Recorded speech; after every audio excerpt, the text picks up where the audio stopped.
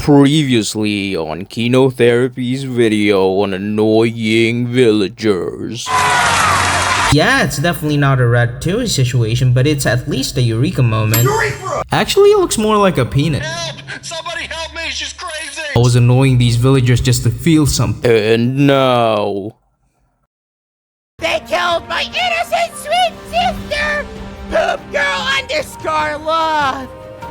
She was full of love and not poo. Annoying villagers, what more is there to say? I said that I was gonna continue with this series, and continue I did, because the last time I watched this, I left off on some Attack on Titan shit. I was giddy, and that high wouldn't calm down for days, so the moment I finished the videos I had planned before this, I got back in, and oh boy, my thoughts got way bigger, so let's just jump into it. So let's just jump into it. Quickly recap, villagers made their own kingdom and trading system because they're tired of becoming trading farm livestock to players. These players have formed tribes to combat these villagers that can also fight. Steve wants love, not war, but is getting fucked up by Herobrine. Herobrine wants to take over the Minecraft world, and Alex just appeared. I want you. What else are you gonna bring to the table, Mr. FudgeMonkeyz?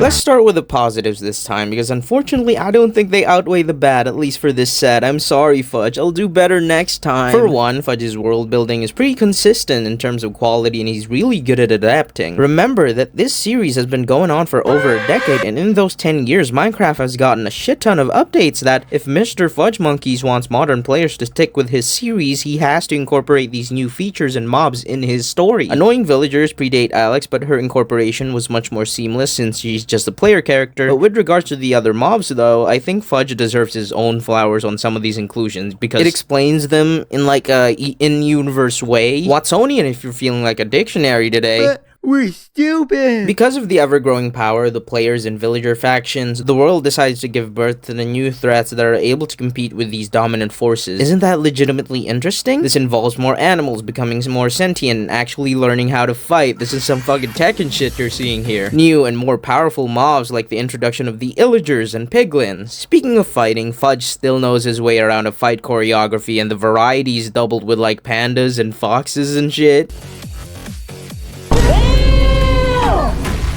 I noticed that impact frames are given more effects and the animation gets a lot more squash and stretch. Though that might just be his experience with Fat Herobrine carrying over. Fudge, at least to this point, is self-aware about the dichotomy of his channel's content and is sometimes not afraid to reference that in this series, which most of his fans experience seriously. I can respect that, and I can attribute that healthier outlook to some of the jokes hitting much more than they did before. I'ma tell my teacher on you! That won't have any effect on us because we have different teachers! Why must they make each other suffer? All the villager scouts sent to this area have gone missing. Are you responsible for this? And it's also nice that he's aware of gay people. I always thought. This is technically a detriment to the viewing experience, but I can put it here as it works as a practical benefit. Around this point in the series, Fudge started using these maps with a bunch of icons of the characters, and this worked early on as the purpose was for reconnaissance. But he started using it for some of the more dynamic scenes, which you would expect a fight to take place in. I get that it works wonders for efficiency, but you'd expect a fully animated sequence when Boop activates his powers again, and it's not just icons running around in a map. Again, I'm just whining, because in the literal next scene, Notch lends his godly powers into Boop, which does give us this fully animated fight scene against a Herobrine vessel. Let me my pen. Come, show them. Show them you are not afraid.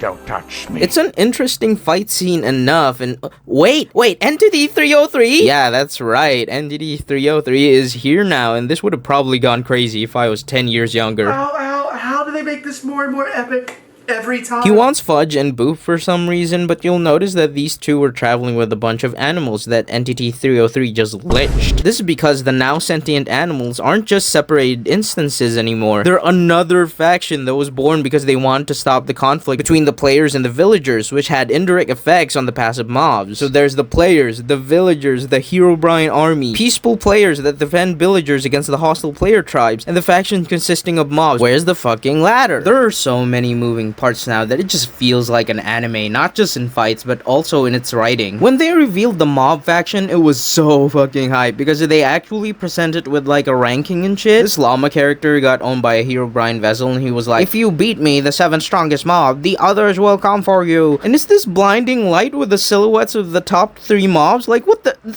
is this? This is the Yonko from One Piece. Blue Demon's bounty should be like 5 billion fudge bucks. Oh, $1? I think you mean $2. Boom, we made a tip. Dude, this has MrFudgeMonkeyz. I haven't talked about this guy yet, but he completely dominated the show the moment he debuted. Truly one of Fudge's crowning achievements in terms of aura, because what the hell was this shot? The Lakers need you, man. Currently, he's responsible for the most interesting and visually clear fights of the show. That fucking Durlord, dude. I have quite a bias towards drones, because the fear the characters feel when facing this thing is the exact feeling I had back when I played Pocket Edition, and the spawn of Minecraft Satan was sniping me when I was swimming from one island to the other or something. Unblockable. That does 20% from full screen. This drowned character has one of, nay, the best origin story in the series. He was born from a spawner in a mob farm and was able to survive by not falling down the hole and kept swimming until a Herobrine vessel was able to rescue him. Later on, he was trained to become a red shirt zombie, one of those zombies we saw earlier in the story that was strangely more powerful than regular zombos. As he fights his fellow red shirts to become the leader of the army, Herobrine dumped a whole ocean's worth of water in their fight pit, and he emerged as the first ever drowned in the game. His time in the mob farm, where an older zombie talked of the outside world being hopeful and grand, led him to rebel against Herobrine, allying himself with the passive mobs. I wasn't the biggest fan of how MrFudgeMonkeyz wrote serious dialogue, but with the Blue Demon, the execution of the visuals more than makes up for it. It's just an all-around great-ass story. Sue me. Your only choice is to submit to me. From all the enemies I've encountered, you're nothing, but you can become strong. I see it in you. I see your potential. That's why I chose you. I always thought I might be bad now. You may be thinking, the hell was Herobrine thinking just dumping water over a deathmatch? Except Herobrine didn't even think about that. It was done by a villager with a penchant for experimenting and defected from his army as well. And you're not gonna believe what his name is. You don't need to be so formal with me. We're all best friends here. And remember, don't call me Master. You can call me Mustard. I like mustard. Out of all of MrFudgeMonkeyz' villager characters, I can safely say that he's my favorite. Mustard is the same annoying breed as the rest of the villager types, but what I find interesting about him is that his cockiness is actually backed up by his fighting prowess. I wrote you a poem. Would you like me to read it for you? Do not waste my time. Roses are red. Violets are blue. I'll kill you. He acts crazy and commands these fucked up golems like a summoner, and he's able to fight back against Herobrine. That's really cool. A lot of these cocky villagers have always had their asses handed to them, so it's quite a treat seeing a character that's incredibly competent. Finally, time for a lot of the series' namesakes to actually be OP and not just the player-looking characters. Especially Steve and his sad, mopey ass. Wait! What's wrong with the world? You talking about Brody with the fat ass butt? Yo, why is you playing at me, yo? My fault, OG. One of the biggest critiques I have with this set is that Steve is such a whiny little bitch. Disgusting. The story has gotten exponentially more serious now, but Steve hasn't grown past the ideals of why do the players and the villagers have to always fight? And sure, that's hopecore or whatever, but if that's the only thing he's been doing for the past 10 to 20 episodes, I'm not sure I can feel inspired anymore. I've only caused them trouble. It'd be better if I left. Why doesn't he understand? They're more important things than fighting. Please.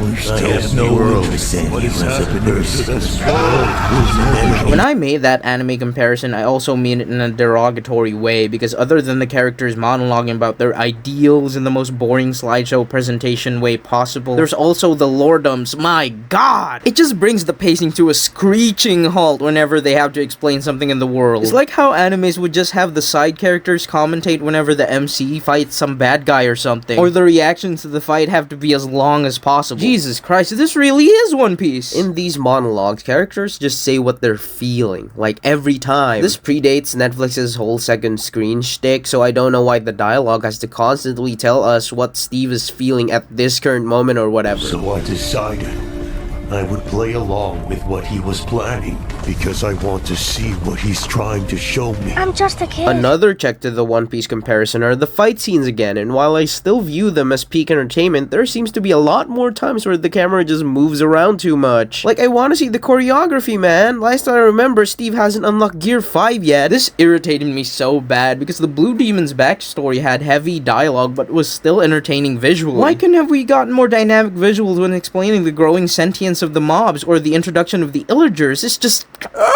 Granted, I stopped at episode 45 out of 65, so they might explain everything later and at a snail's pace, but as of right now, it has to constantly leave us hanging because Fudge was most definitely thinking, I can't just end the series, we gotta make more money! And yeah, that worked for 13 years straight, but he's just leaving more loose ends than he is tying them. The pacing is so fucking bad! Talk about a double lard! I was quite receptive to the hive mind mechanic with this Herobrine, and I still am, but it's been 45 episodes and we still haven't seen Herobrine Prime. Fudge has added more factions with more goals, while the previously established ones seemingly don't have any ends to theirs in sight. Alex has had her backstory shown, so that's good, but I noticed that she only appeared twice for this watch session. And I took a quick peek at her fandom wiki entry. Yeah, sorry, I couldn't resist. And she has like 2 appearances after this. Some characters are gonna be prioritized, I get it, but seeing as how Boop and Fudge are now tagging along with her, it just doesn't feel as good. These goofy goobers are just as prominent as Steve, but they're just sidelined here. And speaking of Steve, I don't know if this is intentional or not, but there's a lot of scenes where the characters just breathe heavily. Steve in particular just exhales so loudly and slowly that sometimes it feels like it's to pass the time. It's not even framed like a realistic panic attack. Come on, man! Oh, won't you tell Steve? Why does it sound so easy to breathe? ViIIagers. These long, drawn-out monologues have other problems of their own, where, aside from the heavy breathing, if one of the sillier characters is doing them, it's just downright unintelligible. No, there's no right to watch me now! No, no right to watch me!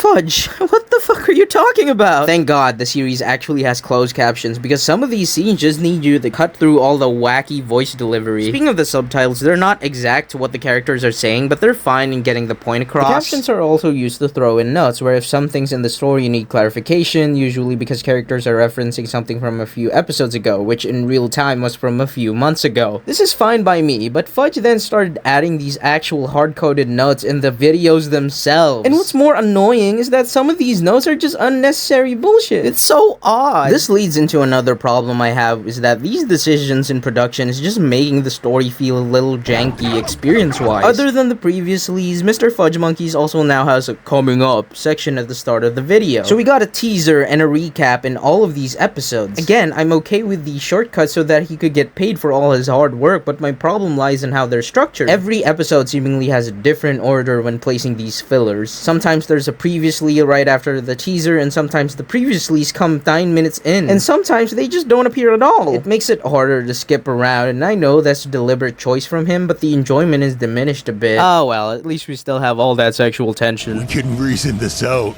No one has to die. Shut up and fight! Why? Yes, we are gay, but we do not belong together. To be continued. Hey guys, real quick, I just wanted to say I opened up a Patreon. It would be real cool if y'all would sign up to support the channel so I can be more consistent with these types of videos. The $2 tier acts more as a tip jar, while the $5 tier is where you can watch my videos ad-free and early sometimes. The BTS content like previews and teasers, and bonus content like video commentaries where I commentate over the process and direction on some of my videos. You can also get your name in the credits for every video moving forward. I know it's a tough time out there economically speaking, so there's no problem if you can't sign up. I get it. Though be sure to like, comment, and subscribe, and hype the video if it's available for y'all. Love you guys.